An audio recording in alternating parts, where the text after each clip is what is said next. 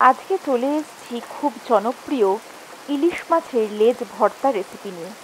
বাড়িতে ইলিশ মাছ আনলে ইলিশ মাছের লেজগুলোকে আলাদা করে রেখে দিয়ে এই রেসিপিটা আপনারা অবশ্যই ট্রাই করবেন। ইলিশ মাছের লেজগুলোকে ভালো করে নুন হলুদ মাখিয়ে নিতে হবে। মাওয়া ঘাটের ইলিশ মাছের লেজ ভর্তা খুবই জনপ্রিয়। আপনারা এইভাবে বাড়িতে একবার বানিয়ে খেয়ে দেখবেন, আপনাদের সবার খুব ভালো লাগবে। ইলিশ মাছের লেজগুলোকে ছুরি দিয়ে ভালো করে চিড়ে নিতে হবে। সমস্ত মাছের টুকরোগুলোকে এরকমভাবে চিড়ে নিয়ে তারপরে মাছগুলোকে ভেজে নিতে হবে। ইলিশ মাছের লেজ ভর্তায় সবাই রসুন ব্যবহার করে, কিন্তু এই রেসিপিতে আমি রসুন ব্যবহার করিনি। আমার মনে হয় রসুন ব্যবহার করলে ইলিশ মাছের নিজস্ব স্বাদ গন্ধটা হারিয়ে যায়। একটা কড়াইতে পরিমাণ মতো সর্ষের তেল নিয়ে লেজগুলোকে ভেজে নিতে হবে। ভালো করে দু পিঠ কড়কড়ে করে ভেজে নিতে হবে। এই রেসিপিটাতে সর্ষের তেলই ব্যবহার করতে হবে সম্পূর্ণ স্বাদ গন্ধ এবং টেস্টটা পাওয়ার জন্যে। ইলিশ মাছের লেজগুলোকে ভালো করে ক্রিস্পি করে ভেজে নিতে হবে। খুব কম উপকরণ দিয়েই আমি এই রেসিপিটা তৈরি করেছি। ইলিশ মাছের লেজগুলো ভাজা হয়ে গেলে ওগুলোকে একটা পাত্রে তুলে নিতে হবে, আর যেই তেলটাতে মাছটা ভাজা হয়েছে ওই তেলটাকে আলাদা করে রেখে দিতে হবে। মাছগুলো ভাজা হয়ে গেলে একটা গ্লাসের সাহায্যে এই লেজগুলোকে একটু থেতলে নিতে হবে। এইবার শুরু হবে আসল কাজ, সেটা হচ্ছে ধৈর্য ধরে কাঁটাগুলোকে বাছা।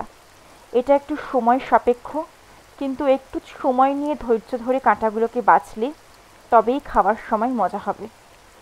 মুখের মধ্যে খাওয়ার সময় কাঁটা পড়লে খেতে একটুও ভালো লাগবে না। সমস্ত কাঁটাগুলোকে একটু সময় নিয়ে ভালো করে বেছে নিতে হবে। কাঁটা বাছা হয়ে গেলে বেছে নেওয়া মাছটা একটা পাত্রে নিয়ে নেব। এবার নিয়ে নেব একটা মাঝারি সাইজের পেঁয়াজ। আমি এখানে কাঁচা পেঁয়াজ ব্যবহার করেছি। সমস্ত ইলিশ মাছের লেজ ভর্তার রেসিপিতে সবাই ভাজা পেঁয়াজ ব্যবহার করে, কিন্তু আমি এখানে কাঁচা পেঁয়াজ ব্যবহার করেছি। আপনারা এরকমভাবে একবার বানিয়ে দেখবেন। পেঁয়াজটাকে ভালো করে কুচিয়ে নিয়ে বেছে রাখা মাছের মধ্যে মিশিয়ে দিলাম। এবার নিলাম 3টে কাঁচা লঙ্কা, ওইগুলোকেও কুচিয়ে মিশিয়ে দিলাম। আপনারা যে যেরকম ঝাল খান সেরকম ব্যবহার করবেন। আর দিয়ে দিলাম ভেজে রাখা ইলিশ মাছের তেল। চামচের সাহায্যে ভালো করে মিশিয়ে নিলাম। এই সময় যদি মাছের মধ্যে আর কোনো কাঁটা থাকে সেগুলো বেরিয়ে আসবে, হাতের সাহায্যে আপনারা কাঁটাগুলোকে ফেলে দেবেন। এবার ভালো করে হাত দিয়ে চটকে সমস্তটাকে ভালো করে মাখিয়ে দিতে হবে।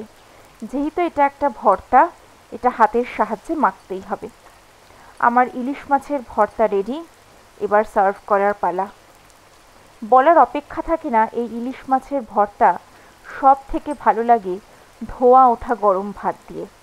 আপনারা ধোয়া ওঠা গরম ভাত দিয়ে এই ইলিশ মাছের ভর্তাটা অবশ্যই সার্ভ করবেন। আপনারা এই রেসিপিটা বাড়িতে ট্রাই করবেন। খুবই সামান্য উপকরণ দিয়ে এই রেসিপিটা তৈরি করা হয়েছে। আশা করি আপনাদের সবার ভালো লাগবে। যদি ভালো লেগে থাকে তাহলে অবশ্যই কমেন্টসে জানাবেন, আর ভিডিওটাকে শেয়ার এবং লাইক করবেন। যদি চ্যানেলটা এখনও সাবস্ক্রাইব করে না থাকেন তাহলে চ্যানেলটা সাবস্ক্রাইব করবেন। সবাই খুব ভালো থাকবেন। শুভ শারদিয়া।